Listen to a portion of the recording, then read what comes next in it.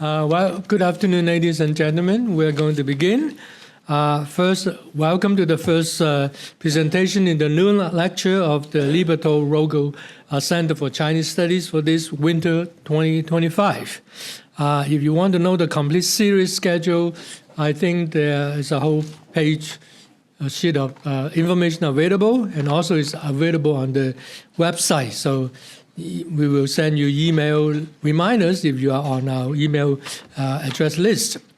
Let me begin with some announcements. So first, we have lots of things for you. On this coming Saturday, February 8th, we are presenting a series of wonderful presentations at the Natural History Museum.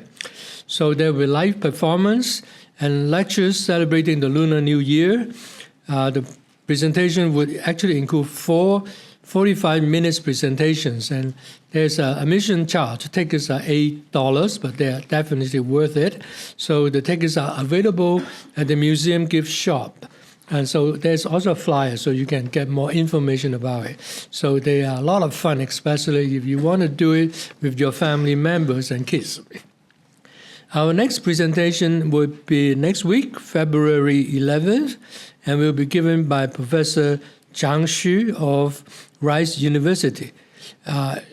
She will be speaking on a very interesting title, A Pointless Arrow to the Border, Investigating Arrow Poison in 18th Century China. So welcome, save the day. And today, of course, our presentation is by a very distinguished alumnus, Professor Andrew Mertha of Johns Hopkins.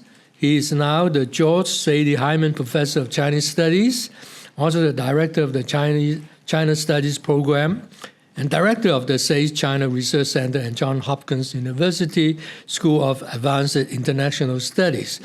So before that, he served as Vice Dean at the same school. And before that, he was professor at Cornell and the University of Washington at St. Louis. And Professor Mertha obviously is a very productive scholar. Pretty soon he will publish his 4th monograph in the coming May from Cornell University with a very interesting title, Bad Lieutenants, the Khmer Rouge, United Front and Class Struggle, 1970 to 1997. That is a very fascinating topic. Yeah. Today, obviously, I think he must be some poetic side in him with a very interesting title, Studying China in the Absence of Access, Relearning a Lost Art. There's a lot of contradictions and poetic things in there. So without further ado, welcome Professor Mertha. Thanks very much. Thank you. Can people hear me okay? Thank you so much, Joseph, for that very nice introduction. It is you say that it's slightly poetic. I thought it was a little bit, maybe a little bit grand sounding, but hopefully the enterprise will kind of be up to the task of earning that title. So I want to thank Joseph and Ina and everybody involved in inviting me out here. It's lovely to be back in Ann Arbor. Every time I come back here, it's very much a homecoming, and it's really lovely to see kind of this new space. It's a far cry from the basement of Lane Hall that I remember kind of cutting my teeth on way back when. Sometimes when people present their work, whether it's in a setting like this or on a podcast or through some sort of interaction, it almost kind of serves unintentionally as substituting for actually reading the book or article or piece of research. I'm trying to avoid that today. So what I want to do is I want to give you a taste of what I've been working on with the hope that you will download it and look through it, and that hopefully it will have some benefit to you. What I want to do is not only talk about some of the kind of the greatest hits within it, but also I want to talk a bit about how the sausage was made. I know there's a number of students here in the audience, and I know very often you are kind of expected to learn things on your own, and this hopefully will be a bit of a shortcut to some of it. So that's the kind of the thinking behind it. As Joseph mentioned, I have several research projects that I'm working on. So one is going to be coming out in May. It doesn't have really anything to do with China. It's on Cambodia and the Khmer Rouge.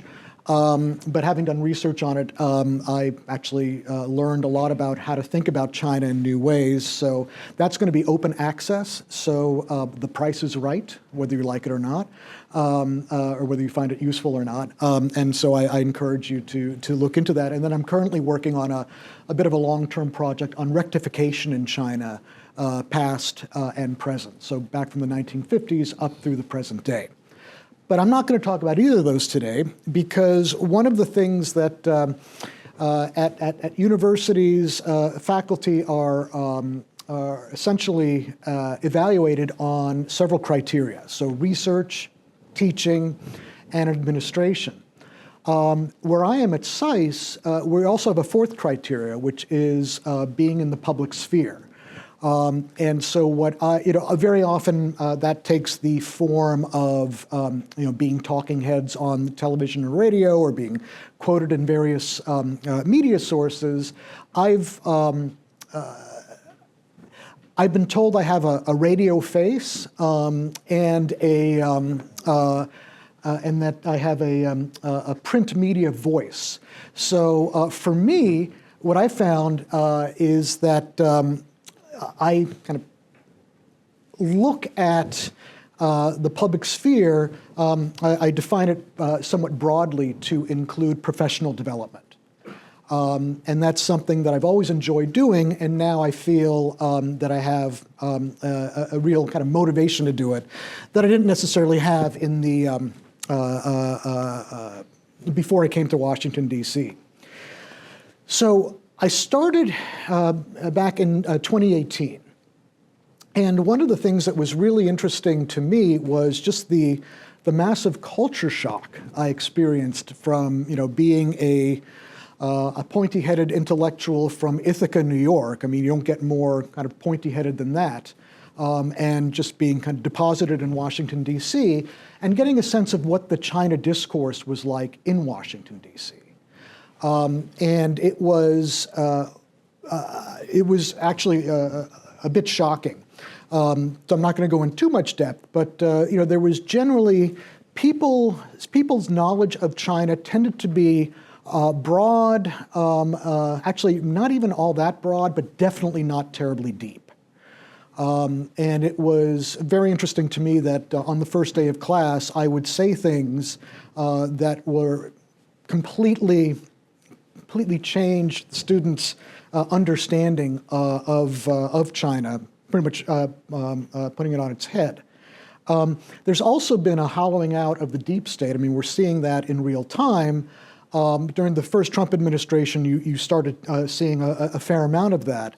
And with that, you have the loss not only of China expertise, but of institutional memory, which is really necessary to be able to conduct policy in an effective manner. There's also been very much of a top-down focus. This knowledge, or this understanding, or this set of assumptions that if Xi Jinping wakes up with a toothache, then you're going to see X, Y, or Z happen on the international stage, ignoring the idea that when people talk about the Chinese government, it's unclear: are we talking about the one national government? Are we talking about the some 36 provincial level governments? Are we talking about the 2,000 township governments, the 41,000? I'm sorry, county governments, the 41,000 township governments, or the 500,000 villages and hamlets? And just this knowledge that we could be talking about anything other than the central government really comes as an epiphany to many people within the Beltway. There's also been a proliferation of China desks, this has been heralded as kind of a strategy of getting a better sense of how China is exercising its influence in the world and how the U.S. might be able to kind of work against it or work along with it. But the bench is pretty narrow.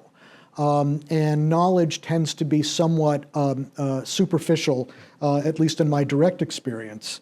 And then in any case, the incentives that we see in what is largely, even more media-driven now than at any time in the past, has been to reward hawkishness within DC. You have a few lone voices that are pro-engagement, but you can count them on the fingers of maybe one hand or on a good day, maybe two.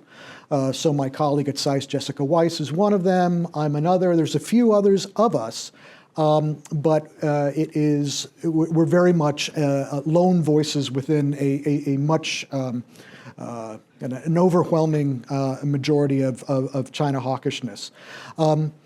And then finally, there was a few years after I got to SAIS, there was an organizational restructuring that kind of helped me think about how do we move forward institutionally in terms of thinking about China in a way that's different from the various universities and think tanks in and around DC. So the result was what I generically call the SAIS China Research Center. It is the successor of the China Studies program at SAIS, which was founded by Doak Barnett back in the 1980s. And what I wanted to do was find a niche in which I would be doing something that other people were not, and to be responding to a need, responding to a demand. And that, for me, that demand became fairly clear as U.S.-China relations started to go south, and as the ability of U.S. scholars in China, and maybe foreign scholars more generally, certainly the U.S. scholars had more and more difficulty doing field research in China, as well as on the flip side, U.S. and Chinese scholars having more pressure from various government entities in terms of funding and other access opportunities to China. And so what I thought I would do is think about things in a way that would kind of meet this crisis, if you will. And what I wanted to, and I look back to my own experience here at Michigan. Those of you who are in the political science department know that there's traditionally been a very, Michigan has done two very, very important things in political science, at least from where I stand. One is they've had the best China program in the country. I remember when I was an undergrad here, there was a T-shirt that said, Harvard, the Michigan of the East. And in fact, that's actually true when it comes to China studies. The three China scholars in the Department of Government at Harvard have PhDs from, wait for it, Michigan. But the other part of it was that the Department of Political Science really focuses on methodology. How we study what we study, how we get the data that we get. How do we make sense of it? How do we contextualize it? How do we make sure, or how do we make as sure as we possibly can that it has the requisite veracity, and so on. And so this all kind of came together in that there's really nobody in Washington, D.C. that is looking at China not simply as a topic in and of itself, but the study of China as a topic in and of itself. And so I thought that would be an interesting and worthwhile niche to possibly explore. And so for those of you in the social sciences, you probably have come across at least once in your professional career these green SAGE publications of different methodological approaches. And what I wanted to do was maybe do something along those lines, but for the study of China.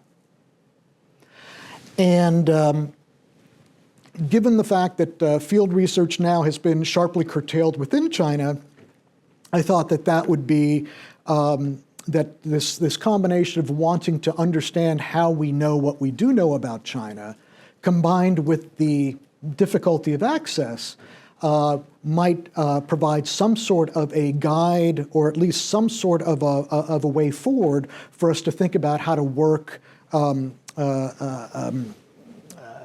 workarounds within the constraints that we face.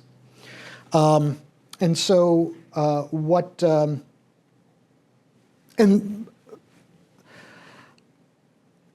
And so what I came up with was this grand-sounding title of Relearning the Lost Arts of China Scholarship.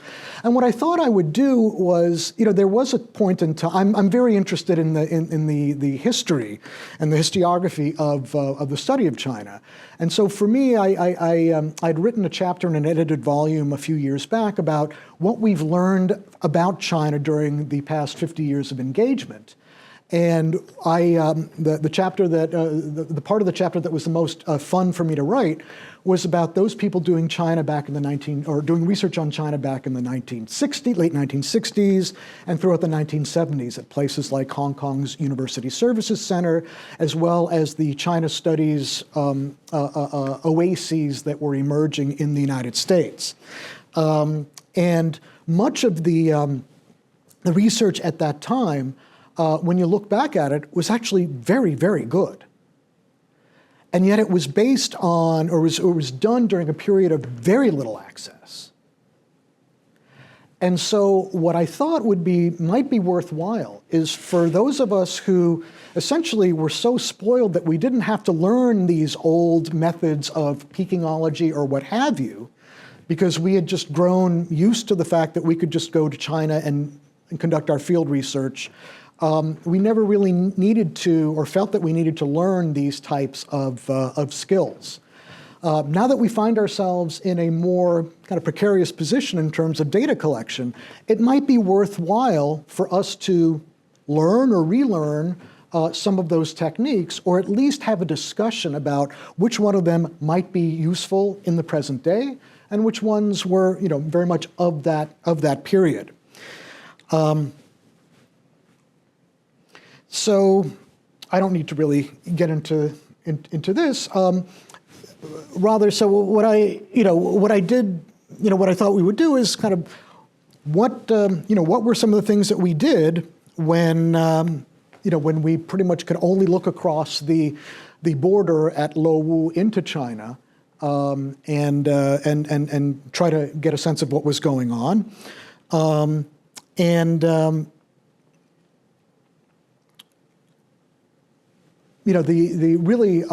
I think those of us who were doing field research back in 2004 to 2006, that was really I think if there was a golden era, that was it. I myself was working on my second big project, which is on hydropower in China, and anti-hydropower activism within China.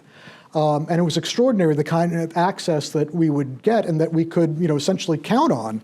And it's not only, when you look at some of the other things that people were writing, mine seems fairly modest in comparison. You have Bill Hurst, who was looking at laid-off workers. You have Tian Zheng, who was looking at karaoke hostesses in northeastern China.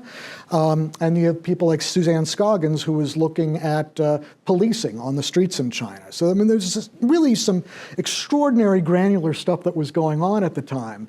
And really, since then, what we've seen is just an increased cutting off of these types of opportunities.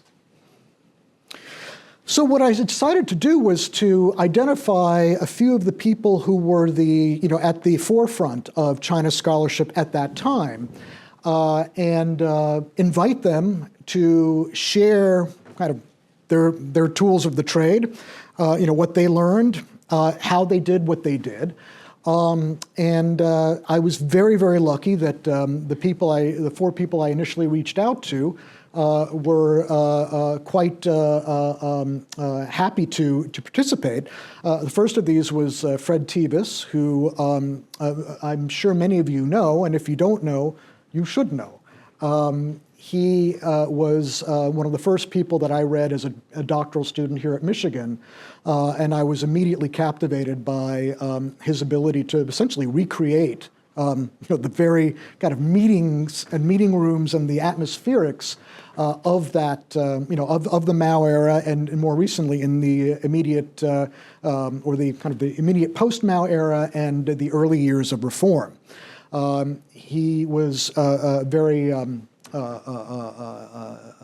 he was delighted to participate, and that was I learned an awful lot, as did other people who participated.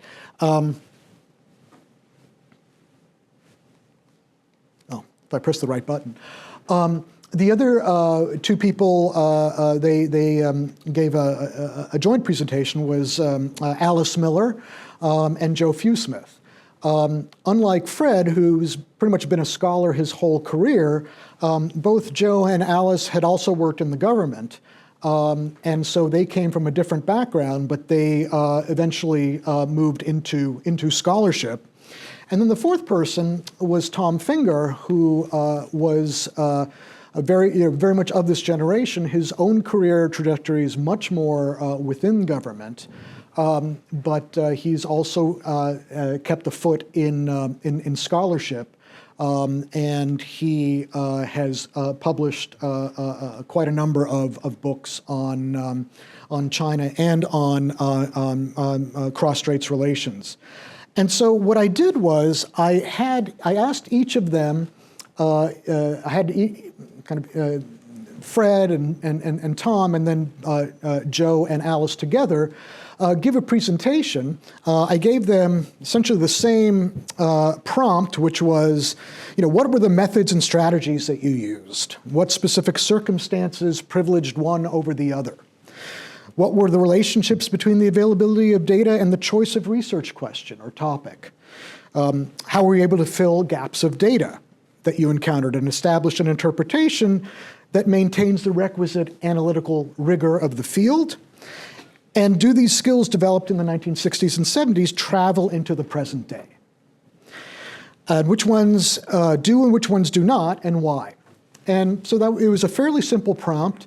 And it was interesting to see kind of where they went with it.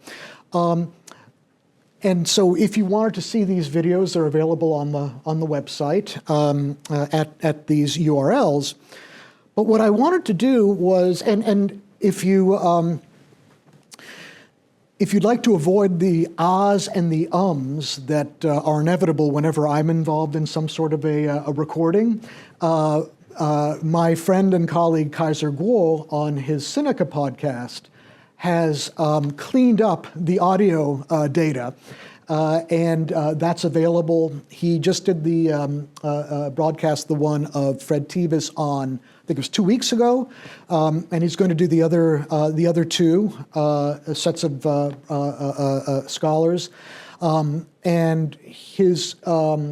I don't want to put him on the spot, but his intention is to invite each of them to talk on his Seneca podcast about this. And so stay tuned. For those of you who follow, just stay tuned. It should be really, really interesting. I've contacted all the scholars, and they're very keen on doing this. But I thought that would not be enough, because who's got 5 hours just to sit down in front of YouTube and listen to people talk about the good old days back in the 60s and 70s. And so what I wanted to do was come up with something a bit more durable. And so what I did was I had some doctoral students of mine transcribe the actual talks. And then what I did was, and this is I don't know if anybody else has done this, and after I started doing this, I know why, because it was a lot more difficult that it actually first appeared to be. It was, seemed great in theory and a lot more challenging in practice. But what I did was I just started cutting and pasting them into one narrative, or a one-voice narrative. I tried to keep it folksy. I wanted to give the sense of, not being too scholarly, but being more kind of mentor-ish, as if we were sitting in front of a fire or in your kind of ideal seminar setting or what have you. There were some people who like myself as a native New Yorker, like to cuss from time to time, and so I kept all that in, and it was very quotation heavy. So even though I organized it in a way that I hoped would flow together, a lot of the richness is in what they said and how they said it. In ways that are kind of impossible to just kind of put down into bullet points. I also had to kind of resolve disagreements. Luckily, there were very few of them between the authors, and what was also somewhat auspicious was the fact that they tended to draw from the early reform era. So the Hua Guofeng interregnum, from immediate post-Mao to the third plenum of the 11th Central Committee in 1978 and the years immediately after that. So a lot of the examples come from there. And so even though, I cited, who said what, where the quotes came from, what have you, so you can look at the footnotes and see, where to get a fuller context of that. It was also turned out that it fit together a lot easier than I had any right to expect.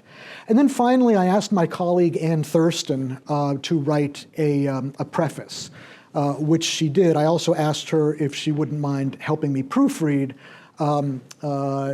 because I really didn't have any staff support for much of this, so I had to recruit doctoral students and do a lot of this stuff on my own. So it's one of the reasons why there was such a lag between the actual presentations and the publication, which came out last October. And it is fully downloadable, and it's at that address, and it'll come up again at the end of the presentation. So the publication is divided into various parts. The first is the historical context. For one of the things that I realize as I get older is that people don't necessarily have the same formative experiences that I have, or the same interest in what was then the kind of more immediate past and now is somewhat the less immediate past. But it's very important to put China studies into its proper context. And much as this is an exercise in kind of going back to, looking at the old ways of doing things, unfortunately, one of the reasons why we're in the position that we are today is because we're seeing kind of a reversion in some respects to the way things were, before this golden age of access. What is old is new again. It's like that paisley tie in your closet. If you just wait a few years, it'll come back into fashion. And so the first part of it, really a lot of it is Tom, although it's not all Tom, just kind of talking about how the China field reemerged after the years of McCarthyism.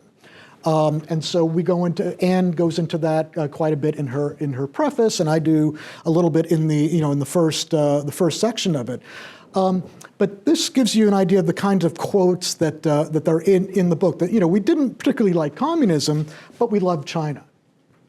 In a sense, kind of differentiating the China field from, say, the Russia field, which I think the difference was, in China, the China scholars loved China and loved each other, whereas the Russia field hated the Soviet Union and pretty much hated each other. At least that was the shorthand at the time, and more than one person told me that. So, but it was, how do we think about China, given the political context that we're in, given the lack of resources, not the lack of resources, because there were resources that were made available, but how do we make sense of China with the limited data that we have? That there were no courses on contemporary Chinese politics initially. So how do we draw from China's past to inform our present? So that was one part of it. And then the rest of it really goes into kind of two broad approaches in the study of China. The first is one that is very much the coin of the realm today, which is question-driven research. Starting out with a question and finding the data to provide the best possible answer. For those of you who are doctoral students and are kind of thinking about maybe getting a little anxious about, I don't have a research question, or I'm not sure if I've got a good research question, or how do people come up with research questions? I'm going to give you a little piece of advice right now. Sometimes the research question, the one you end up with, doesn't come until the very end. So don't freak out too much right now, but rather, think about, start with a question and don't be afraid if it changes. But at this point, we really didn't know anything. And so it was very much question-driven, and I'll get into an example of that in just a moment. Another part of it, and I was talking with Jean Hong over coffee earlier today, and she loved the fact that we had, that we, and that's not the royal we, that's me and the authors of this piece, privileged this idea of discovery. This idea of coming across something that didn't necessarily fit into anything or that we weren't even aware of, and essentially creating a piece of research or even a research agenda emanating from that one thing. There's this wonderful story of Rick Baum back in the late 1960s when he was in Taiwan, and he was allowed into the secret room where there were some publications that had been captured on the mainland from nationalist, whatever their version of SEAL teams were, and brought back to Taiwan. And that's where he and Fred Tevis worked on what eventually became kind of one of the first pieces of scholarship on the 4 Cleanups campaign, or the Siqing. And it is still very much an important text for those of us who are interested in that. And that was just a fluke. So in any case, the thing about these two approaches is not only them as two separate approaches, but also the interactivity between them. The fact that they are iterative. That shaped, if not determined, the kind of questions that sinologists explored. So, I apologize for the next few slides. I'm going to do what one must never do when they give a presentation, which is to read a long slide in order to make sure that you get the full effect. And so this was from Alice Miller's presentation, kind of giving some thoughts about how question-driven research unfolds in, if not real time, in kind of a rich kind of summary, which is, so the four modernizations were enunciated at the Third National People's Congress by Zhou Enlai in 1964, where he called on China to build a modern socialist country, with modern agriculture, modern industry, modern science and technology, and a modern national defense by the year 2000.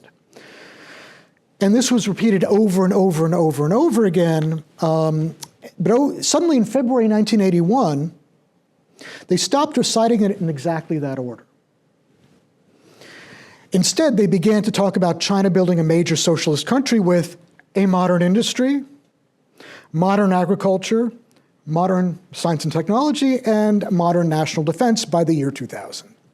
And thereafter, for millions of times, they recited that formula in exactly the same way. Now, this was a change that the media did not bother to explain, But the consistencies here underscore the significance of it, and we're entitled to wonder, well, why? Why would you shift modern agriculture and modern industry to modern industry and modern agriculture? This, even if you didn't know the answer, you had something that raised a question. Okay.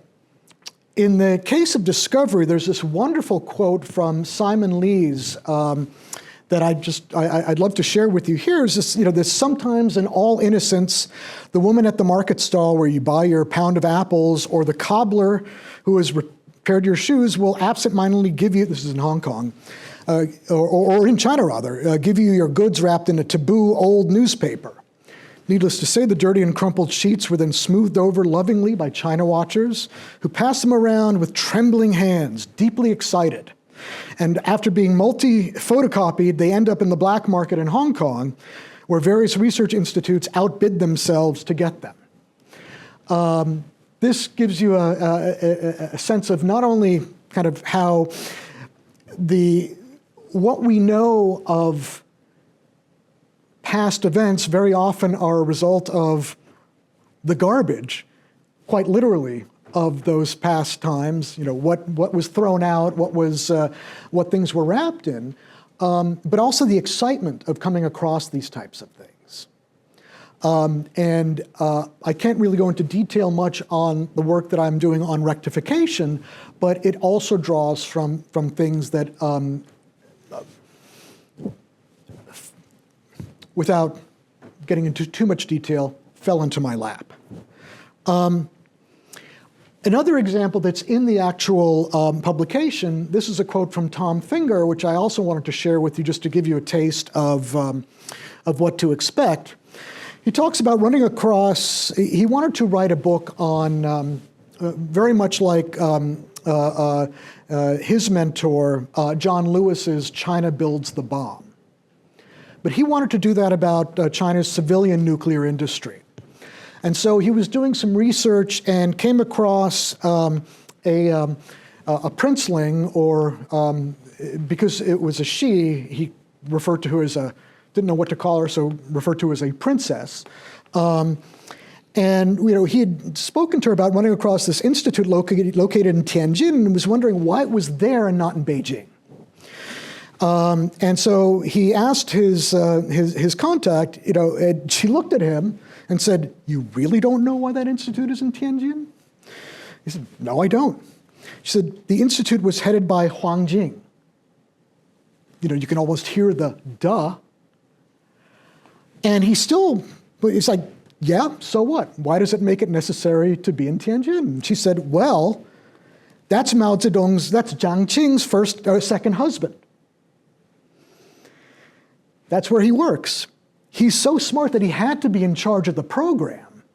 But because he was Jiang Qing's second husband, there was no way he could possibly be in Beijing." And he then remarks on his own ignorance by saying, "I asked a question that my interlocutor thought was an obvious and almost stupid query. But I learned something valuable about the dynamics of the way China worked at the time." Okay, so then the authors go into kind of various, they go into various ways and using various approaches and metaphors. So Alice and Joe were looking at media analysis, and they talk about the various types of confidential documents that are not supposed to be available, but oftentimes are. They go through the various types of publications that were not just confidential documents, but internal documents, give various examples of each of them, and go into some of the open media as well, mostly newspapers, magazines, but also commentator articles and journals. As well as, and sometimes internal publications could include really kind of things that you wouldn't necessarily expect. So I think Alice was talking about going to the Neibu section of a bookstore, I think it was in Shanghai, or maybe it was in Beijing, but coming across in the Neibu publications some translated works by Jane Austen. So, you never know what to expect. On the other hand, one of the sources they talk about is Mao's Mishu, Li Jue, and his history of the 1959 Lushan plenum. And I bought that as I was waiting online on the taxi line at the Hongqiao airport at a bookseller that was there.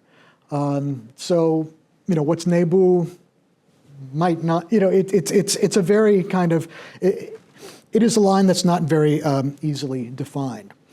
And one of the other things that, we were talking about this a little earlier before the talk, was that back in the day, we used to have what was called the Foreign Broadcast Information Service, or FIBIS, which were daily translations by the CIA of Chinese articles, both national and subnational, not just in the Chinese press, but in all over the world. And I remember when I was starting as a graduate student here, that was one of the sources that we just couldn't get enough of. That was discontinued. I think it was in 95-ish or mid-90s. And there are recent developments, or there were, that might provide this type of service in the future under what's called the Open Center Translation Act. But I don't know how that's going to move forward within the current administration.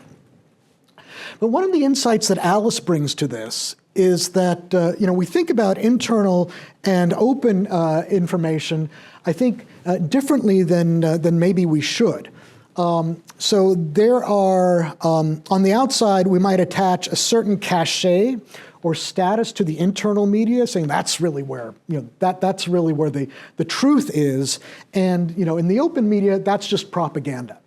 And Alice kind of complicates that a little bit in that the internal media, and she's generalizing here, and this is one of the areas where there's a bit of disagreement among the authors, but that internal media very much is along the lines of internal debates. Information that has not been set in stone for public consumption yet, and it provides more of a sense of news in the way that we understand news in a kind of more open system, and it serves very deliberately as within the long and difficult process of policy formulation.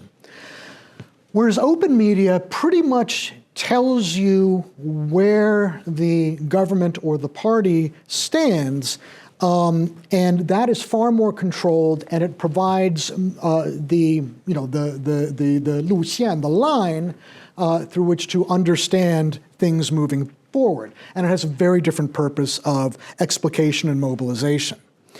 And so, as she puts it, while internal media assists the process of policy formulation, circulating perspectives, proposals, debates, relevant innovation, and so on, and that after a policy decision has been made, the open media explain the policy and try to enlist people's support for it and assist the implementation of it.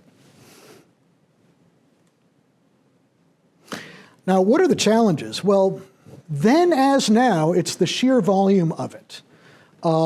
There's a lot to go through, and it's daunting to try to figure out where's the entry point and how do we really begin to think about this in a way without being completely overwhelmed.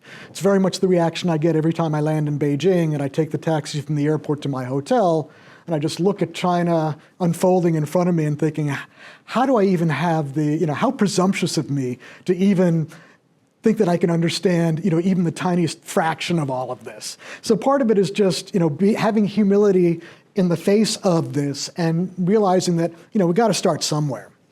The other thing is that it requires a lot of self-discipline. Joe was talking about how, you have to take your work with you even when you're on vacation, because you can't miss a day of this. Otherwise, you'll be desensitized to these really subtle, nuanced changes that might happen. It can also be mind-numbingly, just a mind-numbing slog through just one slogan and one kind of set phrase after another, and it's not for the faint of heart. For somebody who has difficulty concentrating, it is really quite a daunting prospect. There's also this frustration, particularly among scholars who want to know why. You know that there's something, as in the piece that Alice, the quote from Alice that I cited a little bit earlier, you know that something has some sort of significance, but you don't know what it is, let alone as to why. And sometimes the data that we have itself is inaccurate. There's this, if you'll indulge me, I'll just read a quick thing from Fred. Talking about in January 1980, Harold Brown, the Secretary of Defense, came to China. He saw Deng, he saw Hua, and so forth. Now, the actual content of the meetings with Deng and Hua aren't particularly different, but the atmosphere is different. Different not only between the two on that occasion, but between the way leaders are treated by the other participants in meetings, whether it's Zhou Enlai, Mao, Deng, or Hua previously. Those who were there sitting on the edge of their chairs used to be steadily focused. We're dealing with power. Now they're passing notes, looking at the ceiling. The whole thing is, who is this guy? Referring to Hua. He's a loser. He's gone. This is Fred's quote, not mine. But 5 months later, Hua went on a state visit to Japan, and upon his return, both the city of Dalian and Jiangsu province held these over-the-top receptions for him, rolling out any and all of the red carpets you can think of. They clearly didn't know Hua's situation. They were not part of a Hua faction. They simply didn't know. So sometimes we get it wrong because they get it wrong. And then there's the question of the intangibles. What is the heat index? Joe talks about how in 1989, he talks about how heated is the commentary in this newspaper getting? And quote Joe, and as I can assure you, it was heating up very strongly in spring of 1989. And that should have been more of a clue than it was. Okay. The other part, in addition to media analysis, is, so this isn't actually a quote from Doak Barnett, it's a quote of Fred Tevis referring to what Doak told him when he was a doctoral student at Columbia. That studying China is a bit like mining. There's so much dross out there, you have to dig until you finally find a piece of gold. And so where do you do this deep mining? Well, archives and databases. This is the kind of the purview of historians, but increasingly, I think what we find as political scientists that we're being kind of pushed in that direction as well. Ad hoc publications like Red Guard newspapers and things like that, as well as the things that fall off the proverbial truck, if you will. And then policy documents, which are very useful in terms of kind of laying out what some of the incentives of behavior are and the parameters for action. What's really interesting to me is when I would interview officials in China, and then when I could compare what they told me to policy documents, didn't happen very often because they were much more keen to speak to me than to show me policy documents. But on the occasions where I was able to compare the two, what they were telling me was often verbatim what was in the policy documents. But then there's deep mining, the sensitive documents, the personally obtained materials, party histories and chronologies. The various memoirs, he goes into all of these in the publication, and then interviews, and not necessarily or even primarily your own interviews, but the interviews that Chinese historians, and particularly party historians, conducted with various leaders. Okay, I'm almost done, but I wanted to share this quote with you because it's this is things that came through these various types of interviews. But when Chen Yun thought that in 1977, when they were creating the Politburo for the 11th Congress, he was excluded. He was excluded by Hua Guofeng, and Chen was really upset with Hua and really wanted to sock it to him subsequently. But as it turns out, he found out that it was Deng who told Hua that Chen should not be on the Politburo. It was much too soon. And then, some 4 years later, the whole question of Chen being excluded came up when trying to determine what Hua's political fate was. And Chen came into that meeting ready to just, give it all, to Hua. But then Hua said, "Hey, it wasn't me, it was Deng." And Deng didn't object.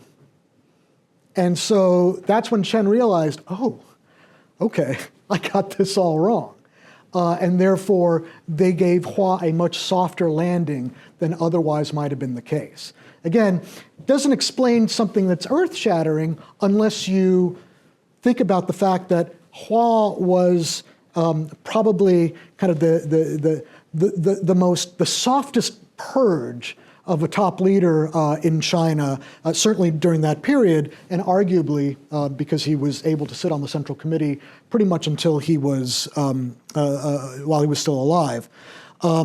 So this gives us a nugget of information that actually can and does reverberate.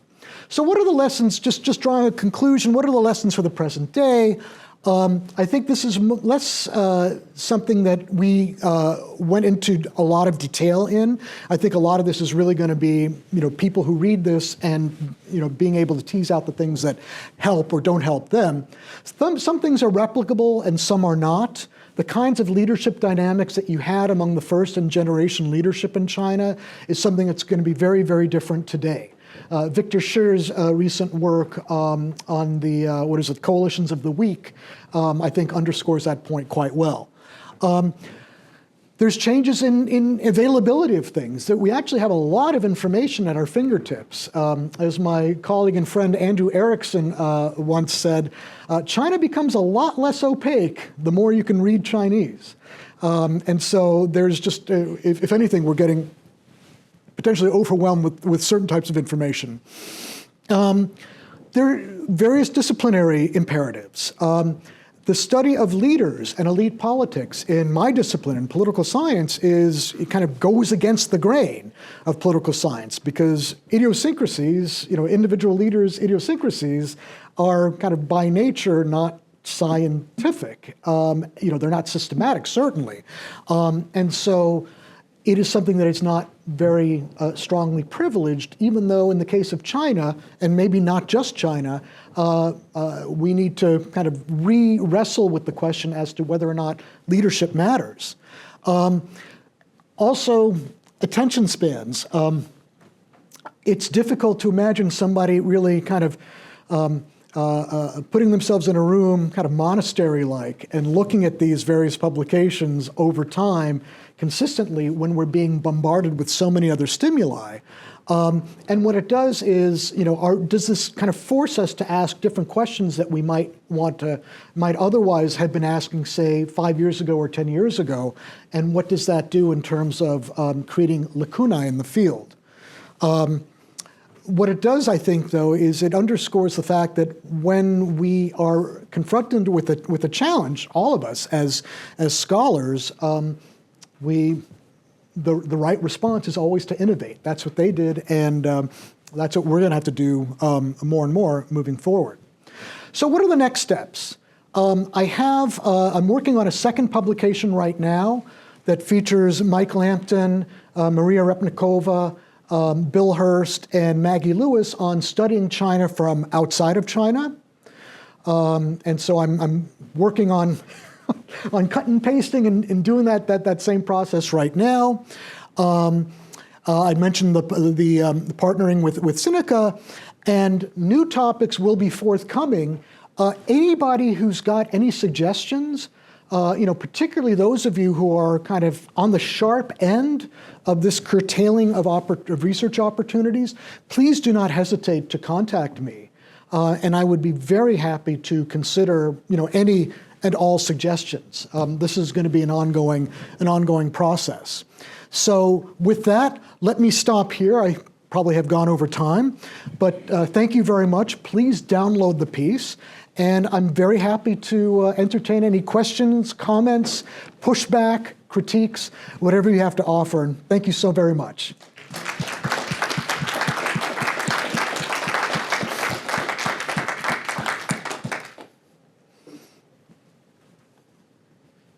Yes. Thank you so much for your wonderful sharing. I have a question about the very word China. So I'm wondering if you have noticed any changes or differences regarding how China is understood and defined differently or similarly in your discipline, political science, and also more generally in the U.S. academia. And so when we talk about the China, are we talking about like China proper, PRC, or the Great China, right? And so how do you think of this kind of like discontinuity and continuity regarding what China is? Boy, that's a great question. The easy answer is I'm not an expert on Greater China. There are people who are, and so they would answer this question very differently. For me, it's very much the mainland, and it's a very specific dimension of that. It's very much kind of center-local relations and kind of institutions as opposed to personalities. That said, one of the there are a lot of different ways to kind of get at your question, and I'm almost certainly going to be answering an A+ question with a B- response. But some of the work that was done on China, meaning all of China, was actually done in Taiwan at the time, because we simply didn't have access to China, or in Hong Kong. I think it'll be a very interesting question to see how kind of political dynamics frame the study of Greater China, particularly with the current administration, where the same types of kind of respect for pre-existing norms might not be in place. Now, that having been said, one of the things that we've seen, one of the challenges that we saw during the Biden administration was Biden's kind of playing fast and loose with how we articulate the one China policy, which led to quite a bit of concern, at least on the mainland side of things. I think what I would the best way I think that I can answer that question is going back to, and hopefully I'm not misinterpreting what he said, but back in, I guess it was the late 80s or early 90s, Du Weiming had talked about kind of the various kind of concentric circles of thinking about what is Chinese, what is Chineseness. I remember the reason why it jumps out at me is because within that formulation, even people who weren't, say, ethnically Chinese were nonetheless part of this kind of larger, notion of Chineseness. And that is something that, would include, someone like me, for example. I think another thing that would be a complicating factor is, what we've seen in recent years about kind of anti-Chinese as well as, more generally anti-Asian racism and just the way in which people are, see China, kind of writ large, and how that affects various ways in thinking about kind of not only what China is, but what we think of China. Anne Lin, a few years back, started to do something which I thought was really, really interesting, and I thought very, very timely and worthwhile. Something that I never would have thought, would work. But of essentially looking at China studies with Asian American studies, because the ways in which kind of the Asian American experience in the US now actually has some sort of a bearing on China studies and how we might think about China by extension.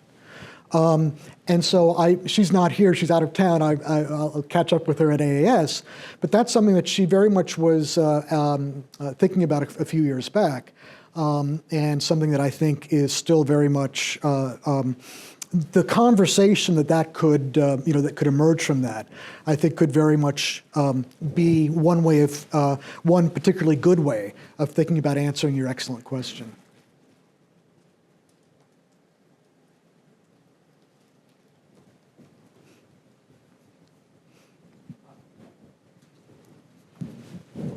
What was the reaction of these four folks to the idea that they have stuff that would be useful for graduate students?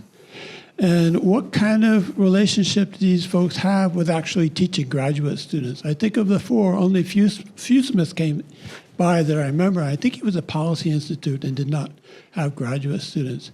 So those two things. Did they think this was a good idea? And then had they done much teaching themselves? Boy, so on the second question, I don't know. I mean, I know Joe did a lot of teaching, and he did a fair amount of mentoring. One of my doctoral students is an undergrad student of his, and they did a fair amount of work together. Fred, I don't know. I should know, but I don't. I know that Alice did very little. For her, it was, she worked on the China Leadership Monitor, after she was in government, and she was also one of my predecessors at SAIS, so she had some interaction there. And then Tom, not so much. All of them teach. All of them, I think, are have. That's been part of their portfolio to varying degrees. The first part of the question is easier to answer, which is they thought it was a great idea. They were very excited about doing it. I think not only because of what they, that it would kind of make some of their work reach new audiences, but underscoring the fact that we're facing a potential crisis right now, and it was something that was that they could relate to quite directly. So what I can say is that in the early days of distributing this, a number of colleagues have said that they're going to assign it in their graduate seminars. So, I'm very curious to see what kind of reaction that would have. Again, I was flying blind to see whether or not it would actually fill a need, and the jury is still out. But as far as the participants, they were very much excited about it, and same thing with the other four that are that contributed to the one that I'm working on now. In that case, I think it was more a direct reaction to the fact that we're all in a situation where we are training graduate students, and we are very concerned about their ability to do what they need to do. And so it's for us, it's very much an imperative to provide them with the necessary workarounds, with the necessary tools, with the necessary sense of kind of innovation and entrepreneurship for them to be able to do what they need to do. So in that, in the second round, it's much more direct. One was labeled as emeritus, and perhaps all are, and whether Festress were written for these people. So I don't know if Fred. So Fred's still very active. I mean, he's working with Warren Sun on this Hua Guofeng book. Joe, I think, is going to be emeritus next year, so I think this is his last year. And Tom and Alice are out at Stanford, and they're very, they're very much involved, plugged into the scholarly community there. But I don't know of any plans, for that, for anything like that, which is a shame. I mean, I think at BU, for example, in Joe's case, there's not a whole lot of, whether it's money, infrastructure, or whatever. I mean, he and Migne are pretty much holding down the fort, just the two of them, which is something that I'm very sympathetic to. So.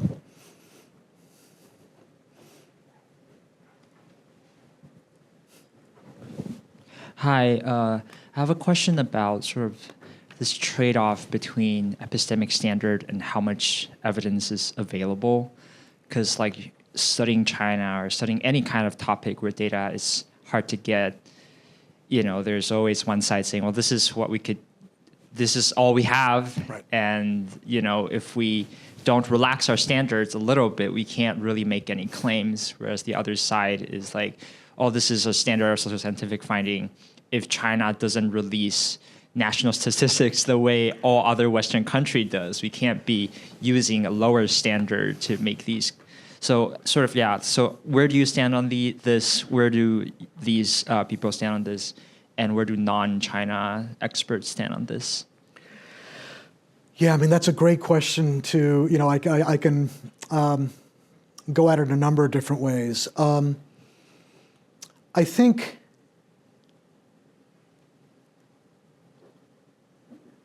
the easiest way to come at that is to just be very careful about the claims that you're making and not go beyond what you can claim. So, in the social sciences, I think, the easiest way to think about that is internal versus external validity.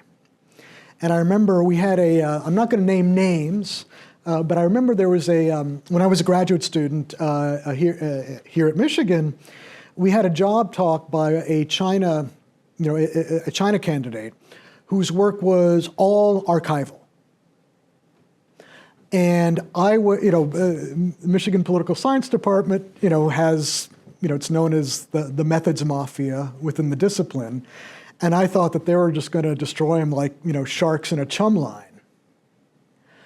And as it turns out, they loved it. They absolutely loved it. They engaged with him. It was the methods folks that were, that found it the most interesting and worthwhile. And the reason why is because this candidate stuck by his guns. Or not stuck by his gun, he just didn't make any claims that went beyond the archival work that he did. And so the original sin, or rather the sin of trying to explain more than you're able to, is much worse than this idea of it has to be systematic. It has to be, there is, so that's, and that's something that I've kind of lived my own career by. The work I do is all qualitative, but it fits within a kind of research design that's, maybe either theory generating or not even, like framework generating. And then kind of leave the testing to, to somebody else, because that's not something you can do with the, with the small ends that I'm always working with. So that's one way of approaching it. I think another way to think about it is in terms of,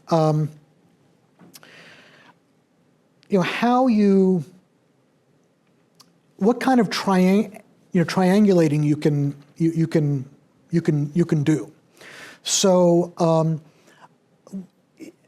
I was working on a project of looking at China and China's foreign aid to the Khmer Rouge in democratic Kampuchea in the 1970s, and one of the things that I was I'll cut to the chase, but I was able to locate some of those Chinese expats who were on Cambodian soil at the time and interview them. And I was wondering, okay, so how, they seem to be talking a good talk, and I have no reason to doubt them. But what can I, how can I be sure?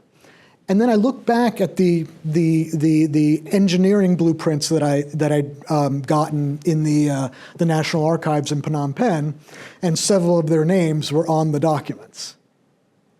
So that was kind of one way of being able to secure kind of the veracity of the data. There are other areas where, I mean, I'll give you another example. I'm kind of embarrassed because it's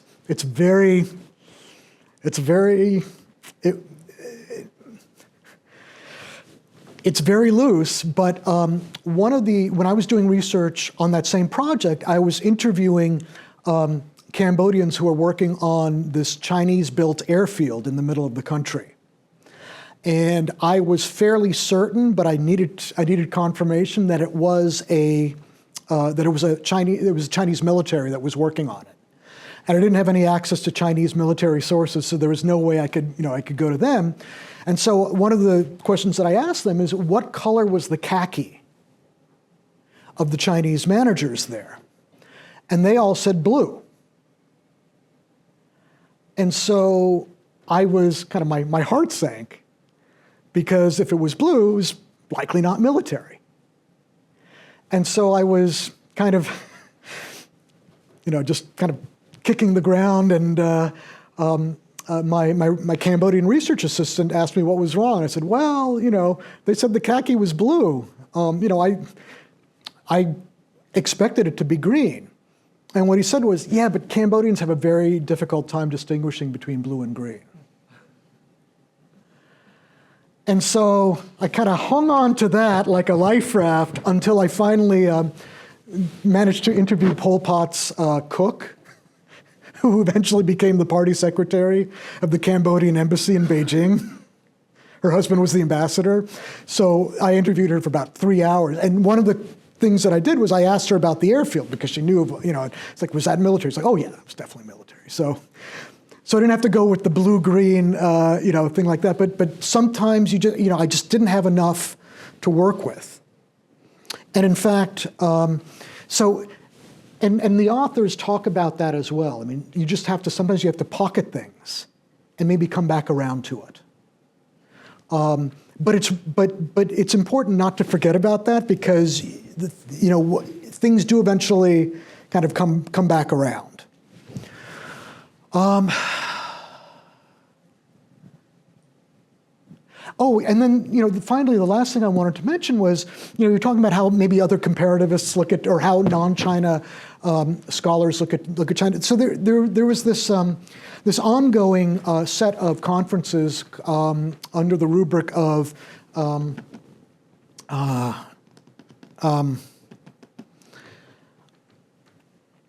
I wasn't understanding China. It was making sense of China.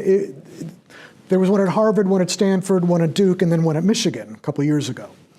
And the first two, the ones at Harvard and Stanford, I got the sense, and I'm going to say something that's really, really unpopular among many of my China colleagues, but I think a lot of them wanted to get some sort of respect or validation from the non-China comparative politics faculty there. And instead, the reaction was, we wish we had a community among, us Latin Americanists, or us Africanists, or us whatever, that you China folks have. And so I think, so on the one hand, there's a robustness there that I think does have some kind of a, that feeds into something that I think is far more kind of direct and to the point, and that is, you can't ignore China. It's so big, it's so impactful, it's so significant that I have found that we have a lot more slack in terms of not what we can get away with, but the types of questions that we can get at and the types of claims that we can make that would not necessarily have the same type of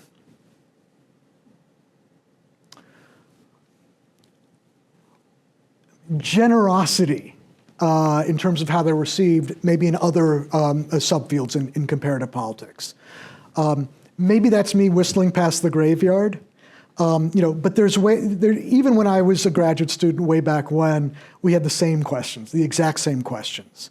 And ultimately, you find ways to make sure that the data that you have is convincing to you, convincing to to your committee, and then to the broader public. Those safeguards are built in. So hopefully that answers at least some of that question. I have a question from the virtual audience. Yes. This is from Yang Lu Fu, who is the director of the Asia Library here at the University of Michigan. Thank you very much for such an inspiring talk. I'm a librarian and I work at the Asia Library at UM. I am wondering if you could share some thoughts on what roles you think that East Asian libraries could play in supporting research and study of Chinese politics. I think that's an excellent question, and the answer to that is I think they're increasingly going to be at the forefront of that. They've always been the backbone, but I see them as being even more relevant moving forward. Libraries tend to be kind of the first to be underfunded and taken for granted and seen as a luxury rather than something that's absolutely fundamental. And I don't know what one can do about that. I mean, that's kind of a fundraising and development question. And I don't know enough in terms of what kind of linkages exist between and across and among libraries. But I think that as one of the things that I want to do, for example, with the documents that I've assembled over time, is eventually, when I'm done with my research and my students who have helped me with it, have finished their research, is to make those materials, to donate those to a library with stipulations that, of course, that they be available to anybody.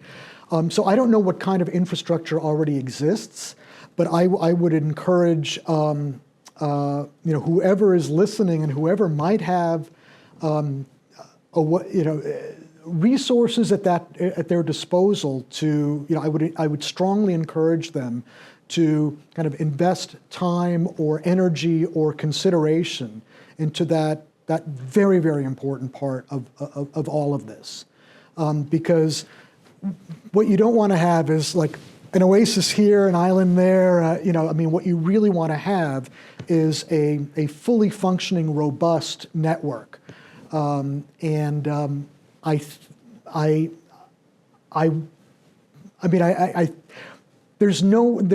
can't underscore that enough at how important that is, especially as we move forward. One of the things that we're seeing is people working with existing data and using it in different ways, including archival work. One of the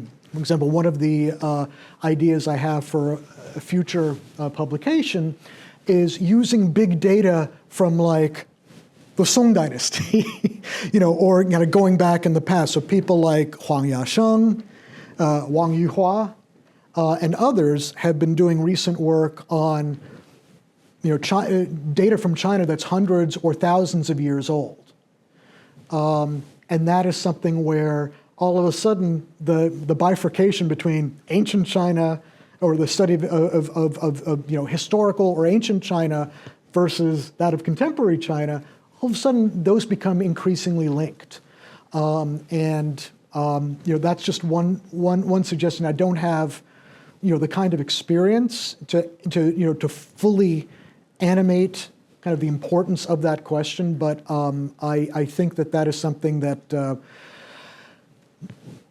it might be worth having some sort of an infrastructure where it's not just librarians speaking with one another, but to have conferences where it's librarians and scholars together, and really kind of expanding the people who have very, very deep investment in that critical part of what we do.